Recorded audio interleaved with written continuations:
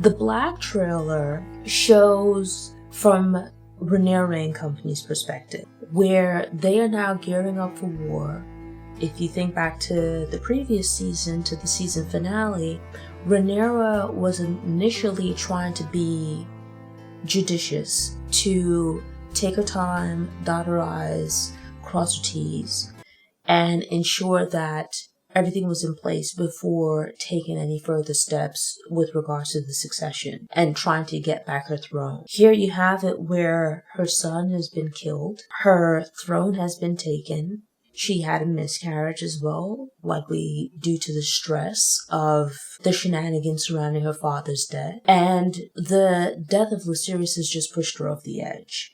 Where before she was operating from a rational perspective, here you now have it where she is out for revenge. She wants back the throne, but also wants revenge. And so I understand it might not be the right course of action, and it kind of flies in the face of the Song of Fire and Ice as far as what needs to be done to keep the Targaryens together. But I look at it as that she has been willing to turn the cheek on multiple occasions, and she's run out of cheeks. And so now it's war, it is what it is. And previously I was kind of undecided between the two. When I read the book, I had a hard time keeping track of everything, so I didn't really have a dog in the fight. But having taken my time to watch the first season, I think at this point, for the time being, let's say, that I am riding with House Black. That's where we're at. The green trailer. So basically, the green trailer is from the perspective of, I call them the High Towers. Aegon has been crowned as king, and his family is now moving into position to help him keep the throne and the crown. From my perspective, I see it as that this habit of self-righteousness continues. And it's something that Alicent actually mentions, that a lot of sacrifices have been made to get Aegon onto the throne. And if you think about it, when you're doing wrong, it requires a lot of effort, right? At least within the context of this story. All of these machinations and whatnot to get him on the throne would seem to indicate that it's not where he's supposed to be. And as a result, they seem to be upset that Rhaenyra is ready to wage war. Never mind that they killed her son. Never mind that they took her throne. Never mind that the stress and whatnot of carrying on with this nonsense has resulted in her having a miscarriage at the end of the previous season. From their perspective, she's no longer acting for the good of the realm. And it's like, you think about it, the High Towers were the ones that really set this into motion, right? Rhaenyra is responding to their provocation, but if we look back on it, they're the ones that, even before Viserys even died, we found out during the Green Council episode that they'd developed a plot to just kill Rhaenyra and Daemon so that they could put Aegon on the throne. That doesn't seem like the right thing to do, right? Like, if you have to kill someone to get them out of the way, you're probably doing wrong. You are doing wrong. Within the trailer, you see it from their perspective, them now gearing up to go to war. You see that Aegon, he seems to be settling in quite nicely into his role as king. And you think about it, we've never seen him fight, so he's likely not going to be the one fighting on the front lines.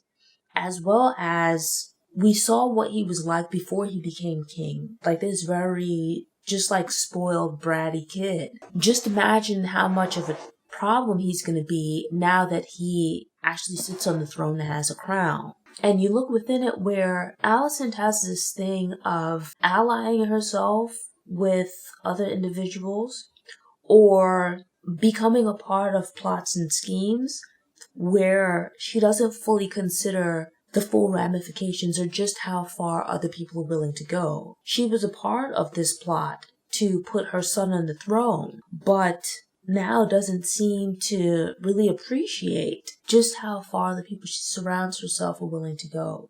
Like, they pretend like they're doing things for the greater good. Hightower actually mentions that, Rhaenyra is no longer acting in the best interest of the people. She's acting based on her own interests, which is, to get revenge and, to rule and whatnot.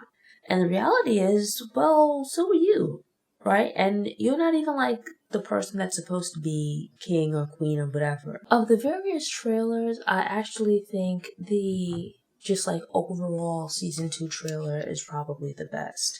The black versus the green trailers, like those were cool, but I felt that the general trailer just had a certain vibe and feeling to it.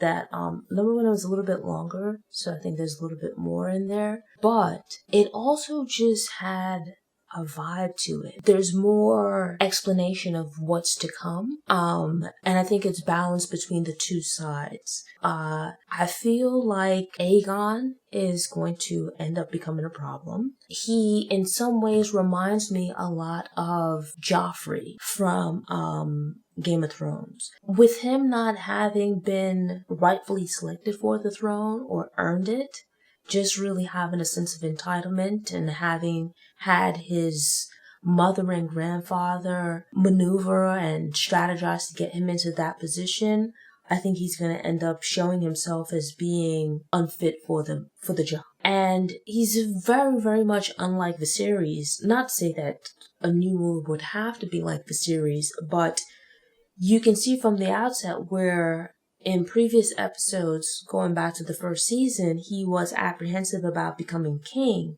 You can see that he's settled into the role and is now enjoying the perks and privileges. He hasn't rightfully earned his way to the Iron Throne. And as a result, he doesn't really have appreciation for it. He, up to this point, has been a playboy, not really preparing for taking on this tremendous role. Meanwhile, on the other side, you see that Rhaenyra is gathering her forces, getting her allies together. A huge benefit from last season, from the end of last season, is that she has the Valyrian fleet at her disposal. It really points to the Song of Fire and Ice. It's like if you think of it, this saying that a house divided cannot stand. The two sides, the green and the blacks, are fighting. On the green side, Alicent seems like she's kind of having second thoughts, given how far things are going to now go. Daemon showed in the season 1 finale that he has the potential to be a problem for Rhaenyra, in that we see that it's probably some jealousy and whatnot about her sitting on the throne versus him.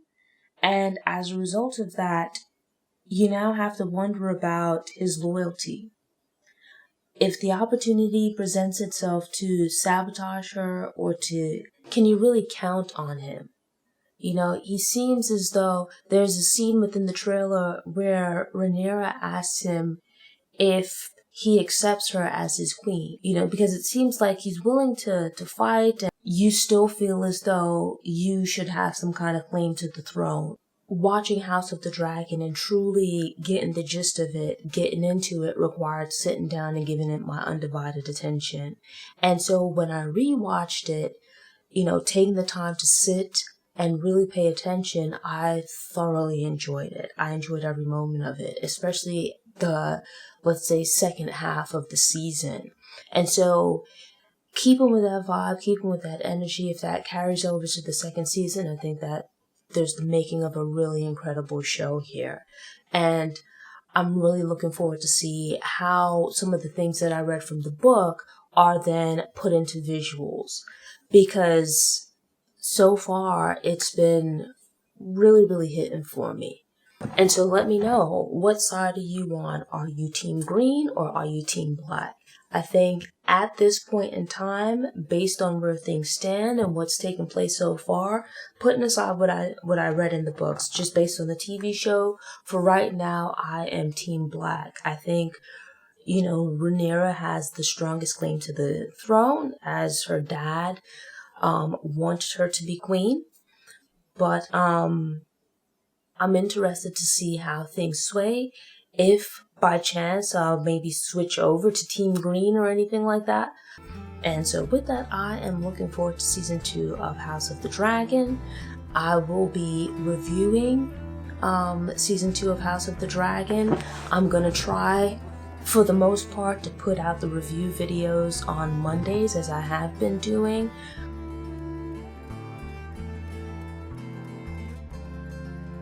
Thanks for tuning in. To ensure you don't miss any episodes, subscribe to the channel, click the notification bell, go ahead and click the thumbs up button if you like what you saw, and go ahead and share it on social media.